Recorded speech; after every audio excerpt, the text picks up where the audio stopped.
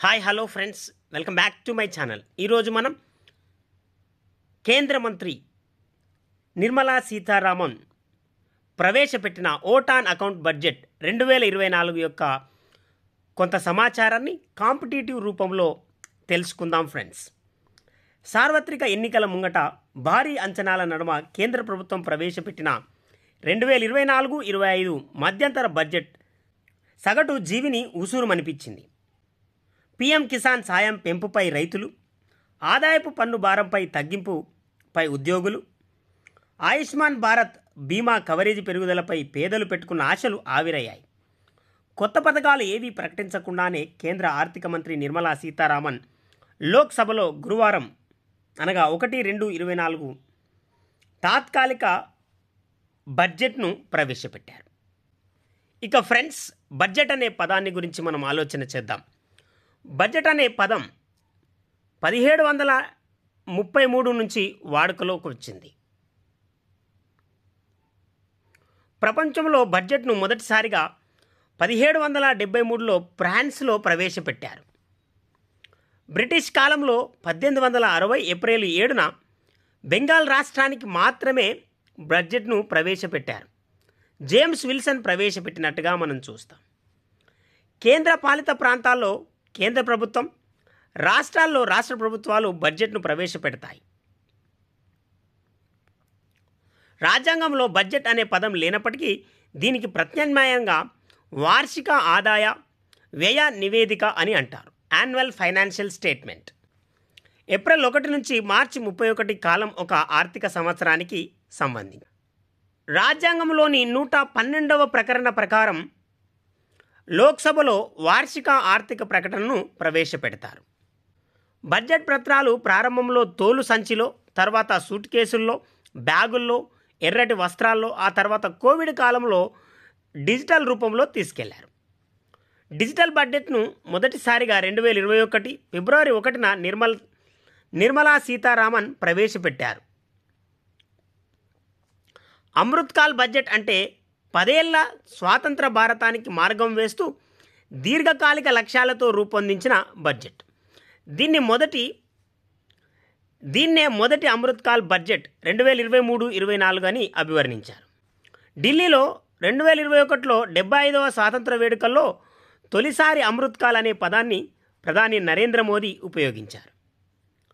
ఇక బడ్జెట్కు సంబంధించిన ఆర్టికల్స్ లేదా అధికరణలు గనక మనం చూస్తే 112వ ఆర్టికల్ కేంద్ర బడ్జెట్, 116వ ఆర్టికల్ కేంద్ర ఓట్ ఆన్ అకౌంట్ బడ్జెట్, 202 రాష్ట్ర బడ్జెట్కు సంబంధించింది, 216 రాష్ట్ర ఓట్ ఆన్ అకౌంట్ బడ్జెట్కి సంబంధించింది. ఇక బడ్జెట్ పరిమాణ క్రమాన్ని మనం ఒకసారి చూస్తే దేశంలో మొదటి బడ్జెట్ను ఈస్ట్ ఇండియా కంపెనీ 1860 ఏప్రిల్ 7న బెంగాల్ ప్రాంతానికి వర్తించేలా ప్రవేశపెట్టింది.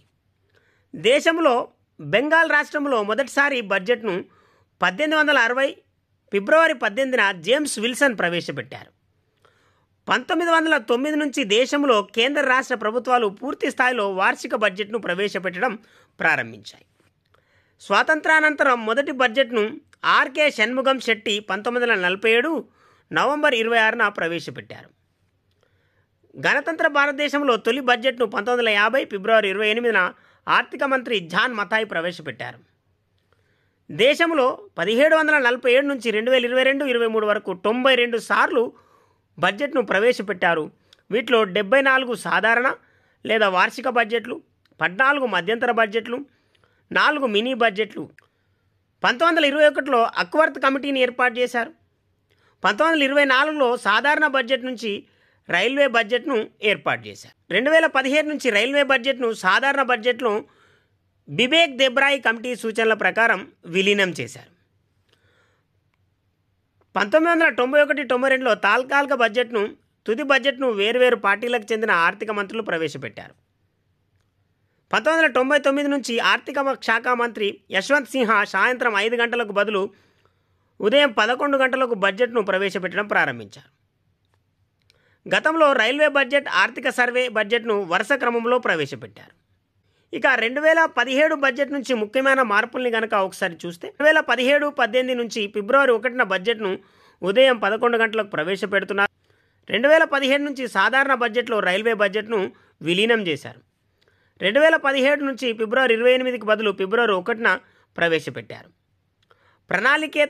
ప్రణాళికా వ్యయాలను మూలధన రెవెన్యూ ఖర్చుగా బిమల్ జలాన్ కమిటీ సిఫారసుల మేరకు మార్చారు. వ్యవసాయ బడ్జెట్ను ప్రవేశపెట్టిన తొలి రాష్ట్రం కర్ణాటకగా మనం చూస్తాం. ఇంతకీ ఓట్ ఆన్ అకౌంట్ బడ్జెట్ అంటే ఏంటి? Nirmala Sitharaman vote on account budget ప్రవేశపెట్టినట్టుగా మనం చూస్తాం. ఇంతకీ ఓట్ ఆన్ అకౌంట్ బడ్జెట్ అంటే ఏంటి?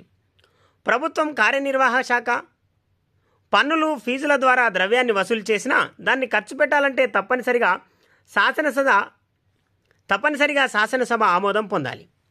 రాబోయే సంవత్సరానికి సంబంధించిన బడ్జెట్ను ప్రస్తుత సంవత్సరంలో శాసనసభలో ప్రవేశపెట్టినప్పుడు దాన్ని చర్చించి ఆమోదించడానికి కొంత సమయం పడుతుంది. పూర్తి బడ్జెట్ను ఆమోదించడానికి ముందు అవసరమైతే కొన్ని నెలలకు తాము చేయబోయే వ్యయాన్ని శాసనసభ ఆమోదించేదే ఓట్ ఆన్ అకౌంట్ బడ్జెట్. ఎలాంటి చర్చ లేకుండా దాన్ని లోక్సభలో ఆమోదిస్తుంది. 2016 వరకు ఫిబ్రవరి చివరిలో బడ్జెట్ను ప్రవేశపెట్టడం వల్ల చర్చించడానికి మార్చి నెల ఒకటే ఉండేది. కాబట్టి తప్పనిసరిగా పూర్తి బడ్జెట్తో పాటు ఓట్ ఆన్ అకౌంట్ను ప్రవేశపెట్టారు. అయితే 2017 నుంచి ఫిబ్రవరి 1న బడ్జెట్ ప్రవేశపెడుతున్నారు. కాబట్టి 2 నెలల సమయం ఉండటంతో బడ్జెట్ ప్రాసెసింగ్లో ఓట్ ఆన్ అకౌంట్ ఉపయోగించాల్సిన అవసరం లేదు. అయితే అది ఎన్నికల సంవత్సరం అయితే ఓట్ ఆన్ అకౌంట్ ప్రవేశపెట్టవచ్చు. ఇది ఎన్నికల సంవత్సరం కాబట్టి ఈ సంవత్సరం బడ్జెట్ను ఓట్ ఆన్ అకౌంట్ బడ్జెట్గా పిలుస్తారు. 2019 ఎన్నికల సంవత్సరంలో ఆర్థిక మంత్రి పీయూష్ గోయల్ మధ్యంతర బడ్జెట్తో పాటు 4 నెలల కాలానికి ఓట్ ఆన్ అకౌంట్ బడ్జెట్ను ప్రవేశపెట్టినట్టుగా మనం చూస్తాం. ఇక ఈ సంవత్సరం ప్రవేశపెట్టిన అనగా 2024-25 ఆర్థిక సంవత్సరానికి నిర్మలా సీతారామన్ బడ్జెట్ ప్రవేశపెట్టినట్టుగా మనం చూస్తున్నాం. మొత్తం 47.65 లక్షల కోట్ల బడ్జెట్ను నిర్మలా సీతారామన్ ప్రవేశపెట్టినట్టుగా మనం చూస్తున్నాం. మొత్తం బడ్జెట్ విలువ 47.65 లక్షల కోట్లు. ఇక కేటాయింపుల విషయానికి వస్తే రక్షణ రంగానికి 6.2 లక్షల కోట్లు, ఉపరితల రవాణా జాతీయ రహదారులు 2.78 లక్షల కోట్లు, రైల్వే 2.55 లక్షల కోట్లు, వినియోగదారులు వ్యవహారాలు ఆహార ప్రజా పంపిణీ వీటికి 2.13 లక్షల కోట్లు, హోంశాఖకు 2.3 లక్షల కోట్లు, గ్రామీణాభివృద్ధికి 1.77 లక్షల కోట్లు, రసాయనాలు ఎరువులు 1.68 లక్షల కోట్లు, కమ్యూనికేషన్లు 1.37 లక్షల కోట్లు, వ్యవసాయం రైతు సంక్షేమం కొరకు 1.27 లక్షల కోట్ల కేటాయించినట్టుగా మనం చూస్తాం. ఇక 2024-25లో ఈ బడ్జెట్లో కీలక అంశాలను కనుక మనం చూస్తే పన్ను స్లాబులు యథాతథం, ఫోర్ట్ కనెక్టివిటీ కారిడార్లు అభివృద్ధి, లఖ్పతి దీదీ పథకం లబ్ధిదారులు 3 కోట్లకు పెంపు, మౌలిక సదుపాయాల ప్రాజెక్టులకు 11.1 లక్ష కోట్ల పెంపు, ఆయుష్మాన్ భారత్ పథకంలోకి ఆశా వర్కర్లు అంగన్వాడీలు, ఆవిష్కరణల ప్రోత్సాహానికి వడ్డీ రహిత రుణాలు, టూరిజం అభివృద్ధిలో భాగంగా లక్షద్వీప్తో ఇతర ప్రాంతాలకు ఫోర్ట్ కనెక్టివిటీ ప్రాజెక్టులు. ఇక్కడ మనం చూస్తున్నాం ఫ్రెండ్స్, మొత్తం బడ్జెట్ విలువ 47,65,768 కోట్లు, రెవెన్యూ వసూళ్లు 30 లక్షల కోట్లు, మూలధన వసూళ్లు 17.6 లక్షల కోట్లు, ఆర్థిక లోటు 3.9 లక్షల కోట్లు, మొత్తం వ్యయం 51.5 లక్షల కోట్లు, సాధారణ ఖర్చులు ఇలా క్యాపిటల్ ఎక్స్పెండిచర్గా మనం చూస్తున్నాం. ఇక ముఖ్యమైన శాఖలకు కేటాయించిన వాటిని కనుక మనం చూస్తే డిఫెన్స్కి 6.2 లక్షల కోట్లు, రైల్వేకి 2.55 లక్షల కోట్లు, హోంశాఖ 2 లక్షల కోట్లు, రూరల్ డెవలప్మెంట్ 1.77 లక్షల కోట్లు. తర్వాత వివిధ పథకాలకు సంబంధించిన వాటిని కనుక మనం చూస్తే ఉపాధి హామీ పథకానికి 86,000 కోట్లు, PM ఆవాస్ యోజన 80,671 కోట్లు, సోలార్ పవర్ 8,500 కోట్లు, ఇలా వివిధ పథకాలకు బడ్జెట్ని కేటాయించినట్టుగా మనం చూస్తున్నాం. ఇక మొరార్జీ దేశాయ్ రికార్డును సమం చేసిన నిర్మలా సీతారామన్. మొరార్జీ దేశాయ్ యొక్క రికార్డును సమం చేసింది. కేంద్ర ఆర్థిక మంత్రి నిర్మలా సీతారామన్ వరుసగా 6 సార్లు బడ్జెట్ను ప్రవేశపెట్టి మొరార్జీ దేశాయ్ రికార్డును సమం చేశారు. మొరార్జీ తర్వాత వరుసగా 6 సార్లు బడ్జెట్ను ప్రవేశపెట్టిన రెండో ఆర్థిక మంత్రిగా నిర్మలా రికార్డు సృష్టించారు. ఆమె ఆర్థిక మంత్రిగా జూలై 2019లో బాధ్యతలు చేపట్టారు. దేశంలోనే పూర్తిస్థాయి ఆర్థిక మంత్రిగా బాధ్యతలు చేపట్టిన తొలి మహిళ. ఇప్పటికే 5 సార్లు పూర్తిస్థాయి బడ్జెట్ని సమర్పించారు. గురువారం ప్రవేశపెట్టినది ఆమెకి మొదటి తాత్కాలిక బడ్జెట్. గతంలో ఆర్థిక మంత్రులుగా పనిచేసిన మన్మోహన్ సింగ్, అరుణ్ జైట్లీ, పి చిదంబరం, యశ్వంత్ సిన్హా వరుసగా 5 సార్లు పూర్తిస్థాయి బడ్జెట్ను ప్రవేశపెట్టగా తాజా తాత్కాలిక బడ్జెట్తో నిర్మల వారి రికార్డును అధిగమించారు. ఇక ఈ బడ్జెట్ ప్రవేశపెట్టేటప్పుడు నిర్మలా సీతారామన్ రామా బ్లూ చీరలో నిర్మల అని అంటూ మనకు హెడ్లైన్ ఇక్కడ మనం చూస్తున్నాం. బడ్జెట్ ప్రవేశపెట్టే ప్రతిసారి ప్రత్యేకమైన చీరలు కట్టుకునే నిర్మల ఈసారి కూడా అదే సాంప్రదాయాన్ని కొనసాగించారు. నీలి గోధుమ రంగులో ఉన్న టస్పర్ చేనేత పట్టుచీర ధరించారు. చీర మొత్తం నీలి రంగులో ఉండగా దానిపై గోధుమ రంగులో కాంతా ఎంబ్రాయిడరీ వర్క్ ఉంది. ఈ ఎంబ్రాయిడరీ వర్క్ను పశ్చిమ బెంగాల్, ఒడిశాలో చేస్తుంటారు. నీలి రంగును రామా బ్లూ అని కూడా పిలుస్తారు. అయోధ్యలో రాముడి ప్రాణ ప్రతిష్టకు ప్రతీకగా ఈసారి నీలి రంగు చీరను కట్టుకున్నట్టుగా నిర్మల తెలిపారు. ఇక 58 నిమిషాల్లోనే బడ్జెట్ ప్రసంగాన్ని ముగించినట్టుగా మనం చూస్తాం. నిర్మలా సీతారామన్ బడ్జెట్ ప్రసంగం 58 నిమిషాల పాటు సాగింది. ఆమె చేసిన 6 బడ్జెట్ ప్రసంగాల్లో ఇదే చిన్నది. అత్యధిక సమయం పాటు బడ్జెట్ ప్రసంగం చేసిన ఆర్థిక మంత్రిగా ఇదివరకే రికార్డు సృష్టించారు. 2020లో 2 గంటల 40 నిమిషాల పాటు ఆమె మాట్లాడారు. ఇక్కడ మనం చూస్తున్నాం పెరుగు చక్కెరతో నోరు తీపి. పార్లమెంట్లో బడ్జెట్ ప్రవేశపెట్టడానికి ముందు రాష్ట్రపతి ద్రౌపది ముర్ము నిర్మలా సీతారామన్ను కలిశారు. ఈ సందర్భంగా రాష్ట్రపతి పెరుగు చక్కెరతో నిర్మల నోరు తీపి చేశారు. ఆమెకు శుభాకాంక్షలు తెలిపారు. ఇది ఫ్రెండ్స్ బడ్జెట్ యొక్క సమగ్ర స్వరూపం. రెవెన్యూ వసూళ్లు, పన్ను ఆదాయం, పన్నేతర ఆదాయం, మూలధన వసూళ్లు, ఇతర వసూళ్లు, అప్పులు, ఇతర వసూళ్లు, మొత్తం వ్యయం, రెవెన్యూ ఖాతా, వడ్డీ చెల్లింపులు, ద్రవ్య లోటు, ప్రభావిత రెవెన్యూ లోటు, ప్రాథమిక లోటు, 2023, 2024, 2022కు సంబంధించిన సమగ్ర బడ్జెట్ అంచనాలను మనం చూస్తున్నాం.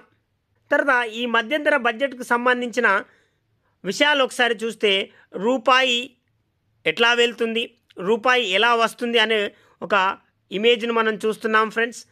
వడ్డీ చెల్లింపులు, పన్నులు, సుంకాల్లో రాష్ట్ర వాటా, కేంద్ర రంగ పథకాలు, కేంద్ర ప్రయోజిత పథకాలు, ఆర్థిక సంఘం బదిలీలు, ఇతర బదిలీలు, రక్షణ, రాయితీలు, పింఛన్లు, ఇతర వ్యయం.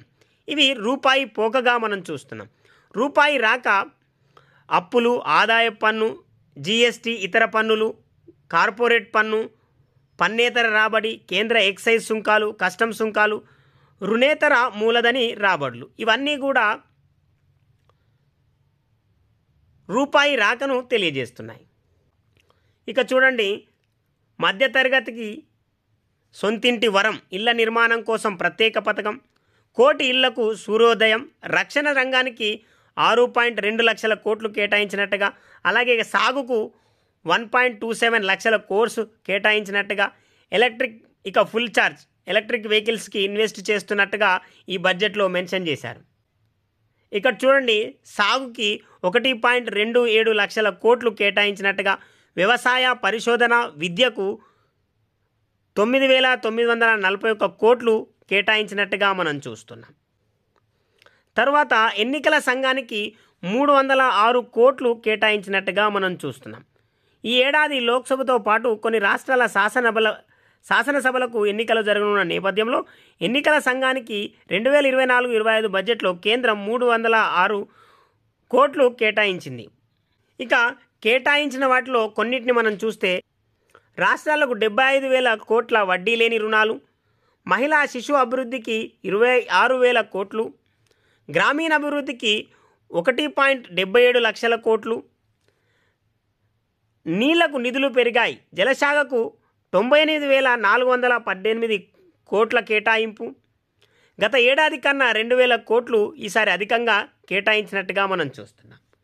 తర్వాత పర్యావరణ శాఖకు 3,265 కోట్లు, సామాజిక న్యాయం సాధికారతకు 14,225 కోట్లు, గిరిజన మంత్రిత్వ శాఖకు 13,000 కోట్ల రూపాయలను కేటాయించినట్టుగా మనం చూస్తాం. తర్వాత సిబిఐకి 928.46 కోట్లు, ఈ కోర్టుకు 825 కోట్లు, రక్షణ రంగానికి 6.21 లక్షల కోట్లు, రైల్వే కారిడార్ల గ్రీన్ లైట్కి 2.52 లక్షల కోట్లు, విదేశాంగ శాఖకు 22,154 కోట్లు, జనగణన ఎన్పిఆర్కి 1,277 కోట్లు. ఇక తెలంగాణ రైల్వేకి 5,071 కోట్లు కేటాయించినట్టుగా మనం చూస్తున్నాం ఈ బడ్జెట్లో. ఇక లక్పతి మహిళల కింద 3 కోట్ల మంది మహిళలకు లాభం చేకూరనుంది. తర్వాత ఆశా అంగన్వాడీలకు ఆయుష్మాన్ భారత్ వర్తింపుగా మనం చూస్తున్నాం. తర్వాత ఉన్నత విద్యా సంస్థలను భారీగా స్థాపించామని నిర్మలా సీతారామన్ పేర్కొన్నారు. 2014 నుంచి దేశంలో పెద్ద ఎత్తున ఉన్నత విద్యా సంస్థలు స్థాపించామని కేంద్ర ఆర్థిక మంత్రి నిర్మలా సీతారామన్ తెలిపారు. 7 ఐఐటీలు, 16 ఐఐటీలు, 7 ఐఐఎంలు, 15 ఎయిమ్స్, 390 యూనివర్సిటీలను, 3,000 ఐటీఐలను ఏర్పాటు చేశామని మంత్రి చెప్పారు. ఇక ఈ బడ్జెట్పై ఈ 2024-25 ఓట్ ఆన్ అకౌంట్ బడ్జెట్పై ఎవరేమన్నారు అనేది ఒకసారి చూస్తే, నితీష్ కుమార్ బీహార్ ముఖ్యమంత్రి అన్ని వర్గాలకు ఇది సానుకూల బడ్జెట్ అని స్పందించాడు. అందరం స్వాగతించదగిన సానుకూల బడ్జెట్ ఇది. రైల్వేల పరంగా 3 కొత్త ఆర్థిక కారిడార్ల ఏర్పాటుకు నిర్ణయించడం బాగుంది. దేశ ఆర్థిక ప్రగతికి ఇది దోహదం చేస్తుంది. మధ్యతరగతికి ప్రత్యేక గృహ నిర్మాణ పథకం, ఉపాధి హామీ బడ్జెట్ను 60,000 కోట్ల నుంచి 86,000 కోట్లకు పెంచడం, స్టార్టప్ కంపెనీలకు పన్ను ప్రయోజనాలు అభినందనీయమని బీహార్ ముఖ్యమంత్రి తన ఒపీనియన్ను తెలియజేశాడు. ఇక మాజీ ఆర్థిక మంత్రి చిదంబరం చైనా జీడిపి 5.5 రెట్లు ఎక్కువ అని అన్నట్టుగా మనం చూస్తాం. ఇది ధనికుల కోసం ధనికులు నడుపుతున్న ధనికుల ప్రభుత్వం అని స్టేట్మెంట్ ఇచ్చినట్టుగా మనం చూస్తాం. తర్వాత ఉద్ధవ్ ఠాక్రే మహారాష్ట్ర మాజీ సీఎం ఆ 4 కులాలను ఇప్పటికైనా గుర్తించారని ఒక కోట్ చేశాడు. మోదీ ప్రభుత్వం తుది బడ్జెట్ను చాలా భారమైన హృదయంతో ఆర్థిక మంత్రి నిర్మలా సీతారామన్ ప్రవేశపెట్టారు. దేశంలో పేదలు, మహిళలు, యువత, రైతులనే 4 కులాలు ఉన్నాయని చెప్పారు. ప్రభుత్వం ఇప్పటికైనా ఆ 4 వర్గాలను గుర్తించిందని ఉద్ధవ్ ఠాక్రే మహారాష్ట్ర మాజీ సీఎం గుర్తు చేశారు.